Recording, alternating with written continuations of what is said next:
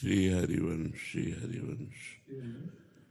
ये हम सबसे प्रार्थना करते हैं कि अगर नाम जप हम कर रहे हैं तो हमारी सारी कामनाएं पूर्ण हो जाएंगी, इसमें कोई संशय नहीं। भगवान की भी प्राप्ति हो जाएगी, इसमें भी कोई संशय नहीं। हमारे जीवन में जितनी त्रुटियां हैं, विश्वास कीजिए नाम जप के बल से वो सब दूर हो जाएंगी। पर ये 10 नामापराध हैं जो हम अपनी तरफ से आपको बता रहे हैं बिना प्रश्न किए। नाम जप करने पर भी आपको लाभ नहीं प्राप्त होगा। अगर ये 10 नामापराध आपके जीवन में है तो आप नाम जप करेंगे तो भी आपको लाभ नहीं प्राप्त होगा। फिर आप नाम पर अश्रद्धा कर लेंगे कि हमको इतने दिन हुए नाम जप करते हुए और हमें कोई लाभ नहीं प्राप्त हुआ।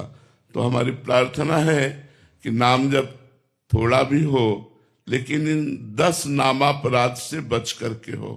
तो ध्यान पूर्वक सुनिए। 10 नामापराध में पहला अपराध है संत पुरुषों की निंदा।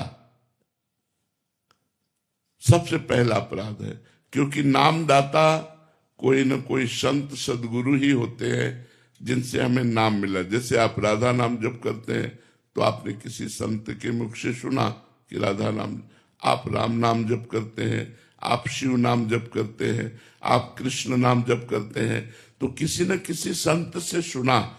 यदि नाम जपते हुए आप किसी भी संत की निंदा करेंगे तो वो नामापराध आपके ऊपर लागू हो जाएगा और वो नाम आपको फल नहीं प्रदान कर पाएगा। इसलिए जीवन में परदोष दर्शन, परदोष श्रवण और परदोष कथन से बचा जाए तो ये अपराध होगा ही नहीं। जैसे कोई आपके सामने ऐसा दृश्य उपस्थित है जो गलत है, यदि हमारा मित्र है, हमारा शिष्य है तो हम उसे समझा सकते हैं। यदि वो नहीं है तो तेरे भावे जो करे भलो बुरो संसार, नारायण तू बैठ के अपनो भवन बुहार। हमें चाहिए कि वो भला करे, वो बुरा भगवान जाने। हमको अपने हृदय में वो बुराई न देखनी है न कथन करनी है, अपने हृदय को बुराई से बचाना है। तो हम किसी की भी निंदा ना करें। पर निंदा किए ते आवत नहीं कछु हाथ, मूर्ख पर्वत पाप को ले चल अपने साथ। पराई निंदा करने से हाथ तो कुछ लगता नहीं, पाप की गठरी बांधकर हमें नरक जाना होता है। और भक्तन निंदा अति बुरी, भूली करे जिन कोय, किए सुकृत बहु जन्म के छिन में डारे खोए। भक्तों की निंदा तो बहुत बुरी है, भूल करके भी नहीं करना चाहिए। यदि भक्तों की निंदा हुई तो बहुत जन्मों के पुण्य एक क्षण में नष्ट हो जाएंगे। साधु अवज्ञा तुरंत भवानी, कर कल्याण अखिल के हानि। तो हमको संत द्रोह, वैष्णव द्रोह, गुरु द्रोह ये महान अपराध हैं, इनसे बचना चाहिए। ये ध्यान रख लीजिए। नाम जापक कभी किसी संत की निंदा न करे, कभी किसी वैष्णव की निंदा न करे, कभी गुरुजनों की निंदा न करे, फिर नाम जप करे तो नाम का अपराध नहीं लगेगा और नाम फलीभूत होगा। अब दूसरा नाम अपराध, भगवान शंकर और भगवान श्री हरि में भेद मानना, उनके नामों में भेद मानना। जैसे एक प्रसंग आता है रामचरितमानस में, काकभूषुंड जी अपने पूर्व के जीवन चरित्र का वर्णन करते हैं कि मैं एक ब्राह्मण बालक था, अवध में जन्मा था, पर भगवान शंकर के चरणों में मेरी बड़ी प्रीति थी। तो उज्जैन में हमने दीक्षा प्राप्त की। गुरुजी बहुत उच्च कोटि के महान ज्ञानी संत थे और भगवत प्रेमी भी थे, तो उन्होंने हमें शंकर मंत्र ही दिया, पर वो हरि की बड़ाई करते थे। तो मैंने गुरुजी से द्रोह हो गया। ऐसा नहीं होना चाहिए। उसका परिणाम क्या हुआ कि गुरु से उपेक्षा होने लगी, गुरु अश्रद्धा होने लगी। तो गुरु जी आए और उन्होंने उठकर प्रणाम नहीं किया। ये भारी अपराध है। गुरु के सामने पहुंचने पर सर झुक जाना चाहिए, और हो सके तो पंचांग प्रणाम करना चाहिए, और हो सके तो साष्टांग प्रणाम करना चाहिए। गुरु साक्षात परब्रह्म। तो उन्होंने कि क्या गुरु जी को प्रणाम करना, उन्होंने प्रणाम नहीं किया। उसी समय भगवान शंकर असंतुष्ट हो गए।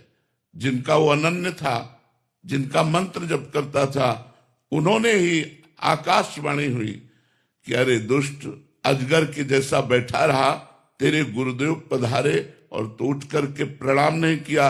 जब मैं शाप देता हूं 1000 बार अजगर योनि को प्राप्त हो, 1000 जन्म तुझे अजगर योनि के प्राप्त हो।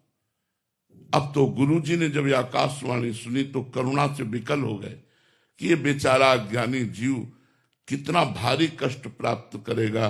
तो नमामि शमीशान निर्वाण रूपम, इस स्तोत्र का गायन किया।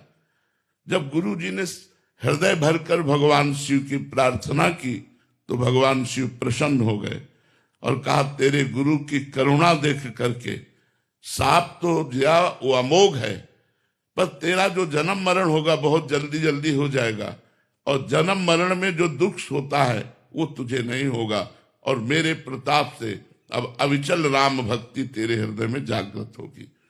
तो ये दूसरा नामापराध है, भगवान शिव और श्री हरि में भेद करना, भगवान शिव और श्री हरि के नाम में भेद करना। आजकल लोग समझते नहीं हैं। कुछ वैष्णव शैव की निंदा करते हैं, कुछ शैव वैष्णव की निंदा करते हैं, और दोनों परमार्थ से अपने आप को खाली कर देते हैं। जो शैव होकर वैष्णव की निंदा करेगा, जो वैष्णव होकर शैव की निंदा करेगा, वो दोनों अपने परमार्थ से भ्रष्ट हो जाएंगे। इसलिए ये दूसरा नामापराध, भगवान शिव और भगवान श्री हरि में भेद न करना, उनके नाम में भेद न करना। तीसरा, नामदाता गुरु का कभी भी किसी भी तरह से अपमान न करना। हमारा सर्वस्व गुरुदेव का है, तन मन धन प्राण सर्वस्व गुरुदेव के है। हम गुरुदेव को कभी अपमानित न करें, गुरुदेव को कभी नीचा न दिखाएं, गुरुदेव को कभी हम ऐसे अपशब्द न कहें, उनकी अवज्ञा न करें। अगर अवज्ञा करेंगे तो चाहे जितना नाम जप कर लें, हमें भगवत प्राप्ति नहीं होगी। क्योंकि मोक्ष मूलम गुरु कृपा। गुरु यदि प्रसन्न हृदय से होकर के, शिष्य के किसी आचरण से प्रसन्न होकर के, मान लो गुरु के द्वारा कोई ऐसा कार्य हो गया और आपने अपने गुरुदेव के प्रति कि ये तो मेरे प्रभु हैं, और बिल्कुल शांत रहे, तो गुरुदेव जान रहे हैं कि मैंने प्रतिकूलता की, मैंने अपराध किया, और वो हृदय से जब आशीर्वाद देंगे तो निश्चित भगवत प्राप्ति हो जाएगी। मोक्ष मूलम गुरु कृपा, मोक्ष का मूल गुरुदेव की कृपा है। एक बार श्री देवर्षि नारद जी वैकुंठ पहुंचे, थोड़ी देर भगवान के पास बैठे रहे, उठ के चले तो एक भगवत पार्षद ने वहां जल छिड़क करके ऐसे पोछा लगाया, और नारद जी तुरंत वापस आ गए भगवान से कोई बात पूछने के लिए। तो देखा जहां वो बैठे थे वहां पोछा लग रहा है। देवर्षि नारद जी ने कहा, प्रभु जहां हम बैठे थे वहां पोछा लग रहा है इसका। तो बोले, आप निगुड़ा हो, अभी गुरु नहीं बनाया। मेरे भजन के प्रताप से मेरी प्राप्ति तो हो गई, लेकिन आप अभी परम पवित्र नहीं हुए क्योंकि गुरुदेव का वरण नहीं किया। ऐसा कई प्रसंग महाभागवतों के आते हैं। देवर्षि नारद जी ने कहा, प्रभु तो आप ही बता दीजिए मैं गुरु किसको बनाऊं। तो उन्होंने कहा, कल प्रातः काल ब्रह्म मुहूर्त में जिसके पहले दर्शन हो जाए उसी को गुरु बना लेना। भगवान ने ऐसी लीला की कि प्रातः काल बहंगी टांगे हुए उसमें पानी भरने के लिए जो कहार जाता है वही रूप धारण करके भगवान पहला दर्शन किया। उनके मन में क्षोभ हुआ, यार क्या इनको गुरु क्या। दूसरे दिन भगवान के पास पहुंचे, भगवान ने कहा, गुरु दर्शन हुए? बोले, गुरु दर्शन तो नहीं हुए, कहार के दर्शन हुए जो पानी भरने वाला। बोले, गुरु की जाति पर दृष्टि रखी, गुरु की क्रिया पर दृष्टि रखी। जाओ मैं तुम्हें शाप देता हूं 84 लाख योनियों को बार बार भोगो, जन्मों मरो। तो देवर्षि नारद जी चरणों में गिर गए और कहा प्रभु मेरा निस्तार कैसे होगा? तो उनका उन्हीं गुरुदेव से पूछो जाकर। तो दोबारा जब वहां गए तो वही गुरुदेव पानी भरते हुए दिखाई दिए, गए साष्टांग दंडवत हुए और उन्होंने पूरी घटना बताई और कहा मेरी दृष्टि आपके प्रति दोषमयी हो गई थी, तो भगवान ने मुझे शाप दे दिया 84 लाख योनियों में बार बार जन्मने मरने का। प्रभु मैं कैसे इससे मुक्त हूं? तो देवर्षि नारद जी को गुरुदेव ने कैसे मुक्त किया? ऐसे अंगुली से भूमि में एक घेरा बनाया, 84 बिंदु बनाए, बोले इनमें लौट जाओ, लौट गए, बोले जाओ 84 लाख योनियों से मुक्त हो गए। गुरु कृपा एक क्षण में 84 लाख योनियों से मुक्त कर दिया। तो गुरु द्रोह नहीं होना चाहिए। अगर हमने अपने जीवन में गुरुदेव बनाया है तो हम इतने सहनशील हों, इतने उदार हों कि कोई छोटी मोटी बात भी पड़ जाए तो अपने गुरुदेव के चरणों की तरफ ही देखें, हम कभी उनको अपमानित न करें, उनसे द्रोह न करें। यदि हम गुरु द्रोह करेंगे तो हम चाहे जितना भजन कर लें, हमारा मंगल नहीं हो सकता, हमें शांति प्राप्त नहीं हो सकती, हमें भगवत प्राप्ति नहीं हो सकती। चौथा, किसी भी शास्त्र की निंदा न करें। मानो आपको कोई भी शास्त्र प्रिय है तो किसी दूसरे शास्त्र की, वेद शास्त्रों की, पुराणों की, संत वाणियों की निंदा न करें। किसी की निंदा न, अपने अपने मार्ग हैं, शास्त्रों में बहुत से मार्ग हैं। आप किसी एक मार्ग के अनुयायी हैं तो आप चलें, अन्य शास्त्रों की निंदा न करें। जैसे कुछ निराकार उपासना को मानने वाले पुराणों की निंदा करते हैं, कुछ वेदों की निंदा करते हैं। निंदा करेगा तो चाहे जो मंत्र जप करे कभी सिद्ध ही नहीं हो सकता। इसलिए वेद, शास्त्र, पुराण इनकी कभी निंदा न करे। पांचवा, भगवान के नामों की महिमा कही गई है तो ये कभी न सोचे कि ये तो केवल स्तुति मात्र, इतनी महिमा तो नहीं है। अगर नाम में अर्थवाद की भावना करे, अर्थवाद का मतलब होता है बड़ी ऊंची ऊंची बातें नाम की महिमा में कही गई। जैसे अपने लोग जब वर्णन करते हैं, नाम के समान कोई तीर्थ नहीं, नाम के समान कोई पुण्य नहीं, नाम के समान कोई ज्ञान नहीं, नाम के समान कोई धर्म नहीं, नाम के समान नाम ही है, नाम से बढ़कर कुछ नहीं है।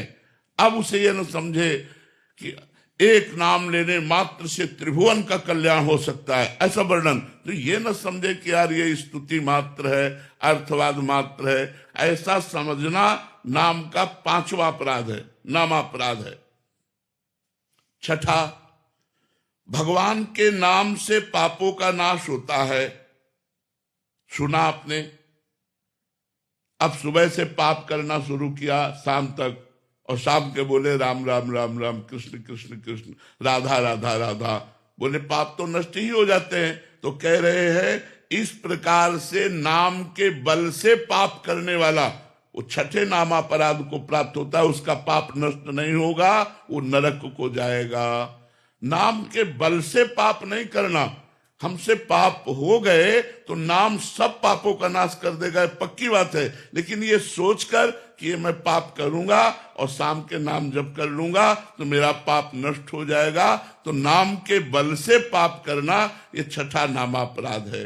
सातवां, जैसा अभी वर्णन किया, नाम के समान केवल नाम है, न कोई यज्ञ है, न कोई तप है, न कोई दान है, न कोई व्रत है। एक आदमी नाम जप कर रहा है, एक आदमी यज्ञ कर रहा है, तो जो नाम जप कर रहा है वो परम पद को प्राप्त होगा। जो यज्ञ कर रहा है वो बहुत से बहुत स्वर्ग लोक को जाएगा, बहुत से बहुत तप लोक को जाएगा। जो तपस्या कर रहा है तप लोक, जो दान कर रहा है स्वर्ग लोक, जो व्रत कर रहा है वो स्वर्ग लोक, लेकिन जो नाम जप कर रहा है वो भगवान को प्राप्त होगा। देखो जैसे अंतिम समय अपने पुत्र नारायण को पुकारा, ना कि भगवान को, नारायण, उसी समय भगवत पार्षद आ गए और अजामिल को परम पद की प्राप्ति हुई। तो कह रहे नाम के बराबर कुछ न समझना। यज्ञ, दान, तप, व्रत जितने भी हैं वो सब नाम से छोटे हैं, नाम सबसे बड़ा, यहां तक कि भगवान से भी बड़ा भगवान का नाम। तो नाम की बराबरी करना किसी से, ये सातवां नामापराध है। 8वां, पैसे के लोभ से किसी को नाम का उपदेश करना, और जबरदस्ती वो नहीं चाह रहा फिर भी उसको दीक्षा दे देना। नाम ना सुनने वाले अश्रद्धालु को नाम का उपदेश करना ये ठीक नहीं बनता। हम नाम कीर्तन करें, और जब कोई नाम की दीक्षा लेना चाहे तो हम उसे नाम, जैसे नाम दीक्षा, भगवत दीक्षा, इनके लिए नियम है कि आप प्याज लहसुन नहीं पाएंगे, आप मांस मदिरा आदि का सेवन नहीं करेंगे, उसमें कुछ नियमावली, उन नियमों को माने फिर दीक्षा प्रदान करे। तो श्रद्धा रहित सुनना ना चाहने वाले व्यक्ति को किसी लोभ से नाम का उपदेश करना, ये 8वां नामापराध है। और 9वां नामापराध, इतनी नाम की महिमा सुनी फिर भी तुम नाम जप नहीं कर रहे तो तुम्हें अपराध लगेगा, नामापराध लगेगा।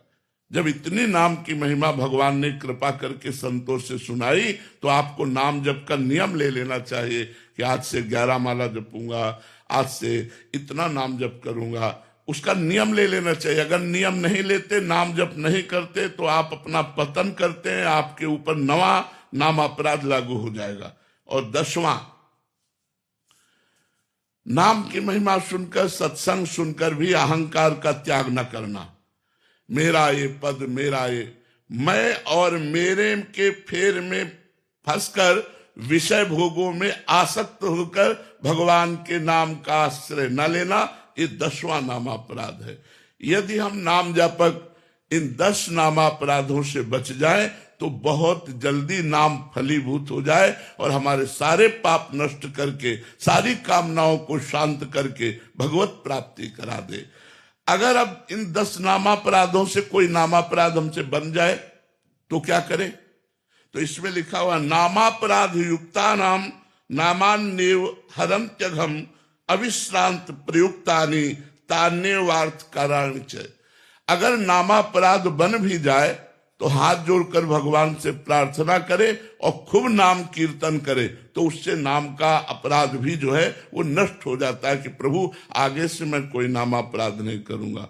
तो ये 10 नामापराध आप सबके सामने वर्णन किए कि नाम जप करते हुए आपको ये लाभ लेने नहीं देंगे यदि ये 10 नामापराध होंगे, और 10 नामापराध से बचकर यदि आप नाम जप करेंगे तो आपको बहुत लाभ प्राप्त होगा। कल चर्चा हुई थी कि नाम जप करते हुए भी यदि 10 नामापराध बन जाएंगे तो नाम का फल गुप्त हो जाएगा, वो प्रकाशित नहीं होगा। नाम अविनाशी होता है, नाश तो नहीं होता पर गुप्त हो जाएगा और अपराध के कारण भजन में प्रवृत्ति नहीं बनेगी। कल के एकांतिक में प्रथम बिना प्रश्न के अपनी तरफ से चर्चा हुई थी। आज चर्चा हो रही है, यदि आप भगवत सेवा करते हैं, भागवत धर्म को धारण करते हैं, भजन करते हैं तो 32 सेवा अपराधों से बचिए। बहुत सूक्ष्म सूक्ष्म है। इनसे क्या होता है, मन में उत्साह भंग हो जाता है, भजन का अरुचि हो जाती है, अविश्वास हो जाता है, फिर वो साधक डगमगा जाता है, काम क्रोध आदि के आवेश में आकर गलत आचरणों में उतर जाता है।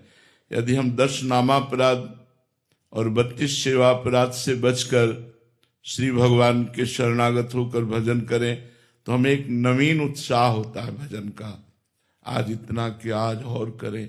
और वो नवीन उत्साह हमारे समस्त भोगों के उत्साह का नाश करके, जो भोग भोगने की हमारी उत्साह प्रवृत्ति रहती है उसका नाश करके, उसे उदासीन बनाकर भगवान का प्रेमी बना देते हैं। तो अब सुनते हैं 32 सेवा अपराध से, जिनको हमें सुन करके अपने आचरण में धारण करके इन सेवा अपराधों से बचना है। पहला, भगवान के मंदिर में जब हम दर्शन करने जाएं तो यदि हम किसी भी सवारी से हैं तो 100 कदम पहले उतर जाएं।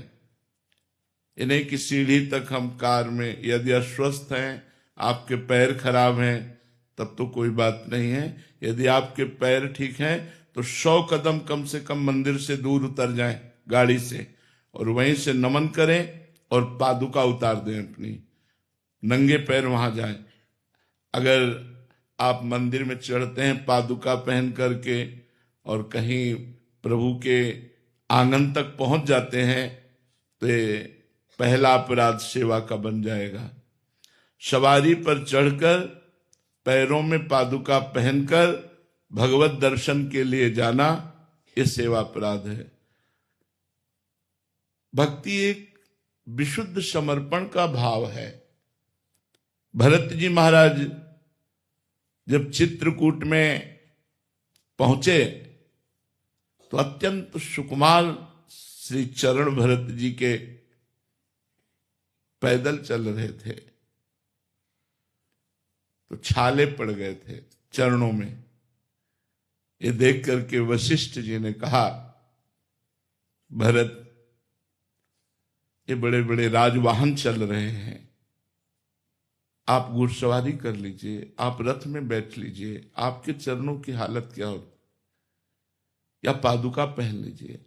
तो भरत जी ने जो उत्तर दिया, सिर भर जाऊं उचित अस मोरा, सबसे सेवक धर्म कठोरा।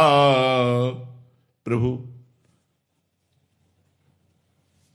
जहां मेरे प्राण प्यारे भगवान श्री राम सियाजू के चरण चिन्ह है, वहां मैं पादुका पहन कर जाऊं, सवारी पे बैठ के जाऊं, उचित तो ऐसा है प्रभु कि जहां मेरे सिया राम के चरण है वहां मैं सिर के बल जाऊं, सिर भर जाऊं उचित अस्मोरा।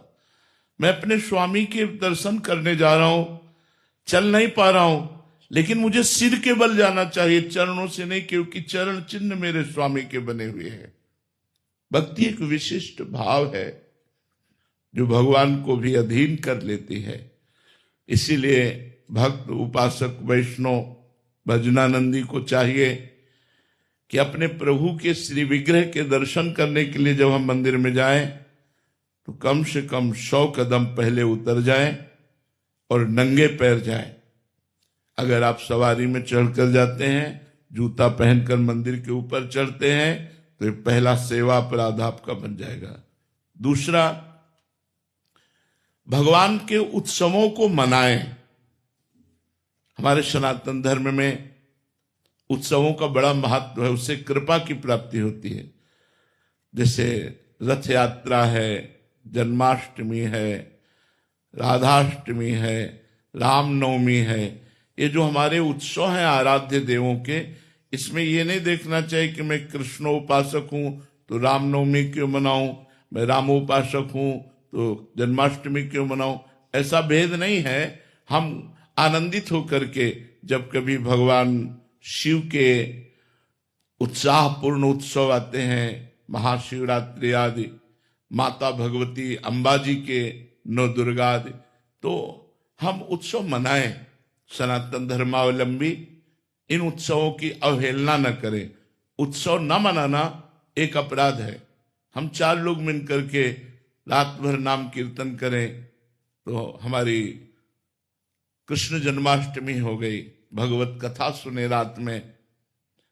रामनवमी के दिन खूब उत्साहपूर्वक भगवान श्री राम के पावन चरित्रों का गायन, श्री राम जय जय राम कीर्तन करें। शिवरात्रि, नौ दुर्गा आदि, ये जो हमारे सनातन धर्म के उत्सव हैं, इनको करना चाहिए। ना करना या उत्सवों में शामिल ना होना आपकी सामर्थ्य नहीं है कि आप कर सकें, तो जहां उत्सव हो रहा है वहां घंटा 2 घंटा के लिए शामिल हो जाइए। यदि शामिल नहीं होते तो एक अपराध है। इस सेवा अपराध का दूसरा अपराध है। तीसरा, भगवान के श्री विग्रह के सामने जाकर प्रणाम न करना। भगवान के सामने गए, आप ऐसे खड़े, भगवान साक्षात विराजमान है, अर्चावतार भगवान के जैसे और अवतार हैं, ऐसे भगवान जो विग्रह में विराजमान है ये अर्चावतार है। तो भगवान के सामने जाकर के सबसे पहला काम होना चाहिए साष्टांग प्रणाम करें, पंचांग प्रणाम करें। साक्षात भगवान विराजमान है, आप बिल्कुल संशय मत कीजिए कि ये तो मूर्ति है। जाकी रही भावना जैसी, प्रभु मूर्ति देखी तिन तैसी।